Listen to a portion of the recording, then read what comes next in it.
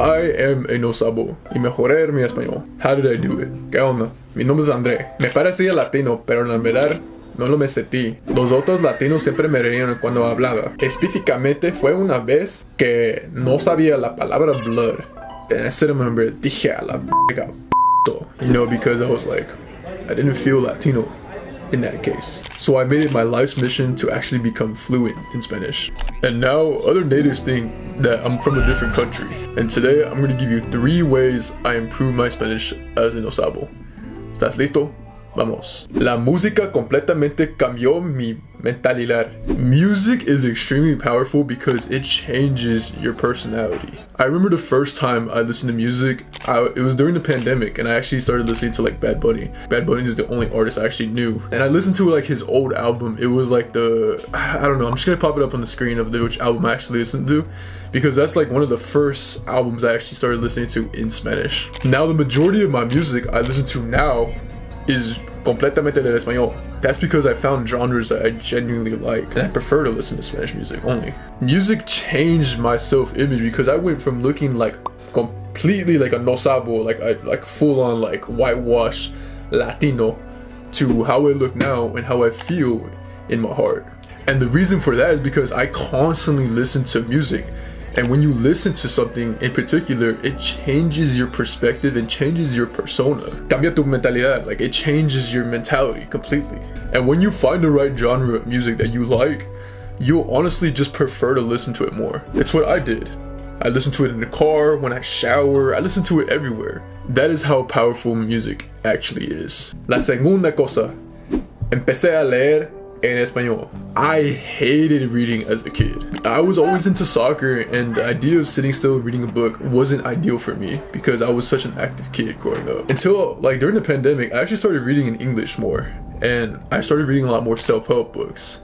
So I thought to myself, well, why not just like actually read that genre but in Spanish? Obviously it's a big change because reading in Spanish is not like reading in English. You know, Spanish is my second language. So essentially, there was a lot of words at the very beginning that you don't know. But as you continue to read, you will only just improve and try to learn new vocabulary to equip with your arsenal. Also, just a bonus tip, like when I was watching shows, I would put on the subtitles and just read the subtitles. And what that does is you're killing like almost 3 birds with 1 stone, because you're learning Spanish, you're learning about the culture, and then you're improving your reading comprehension because the subtitles are below it, while also enjoying a show that you like. Yeah, this is the book I'm reading right now. It's Piense y hágase rico. So it's like Think and Grow Rich, and I read it in English, so it's like I'm reading in Spanish, and it's just like, it's kind of cool to see like how much you're in Spanish actually improves, that you can actually read like a full book in Spanish. It's really cool.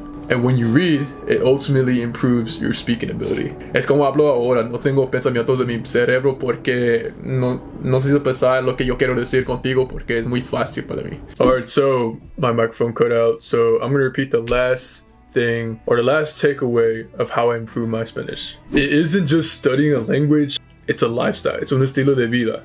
Just think about it like this. There's 2 types of people. Person A, they treat Spanish like a subject in school. They study it, you know, through Quizlet. They study it through Anki Decks. They study it only in class. They study the grammar, the rules, the conjugations, all that. Or person B, they listen to music, they watch shows, they talk to natives constantly. Who do you think is gonna learn more Spanish? But not only learn more Spanish, learn more about the culture of Latin America. Obviously, person B. Forget about improving your Spanish for a second.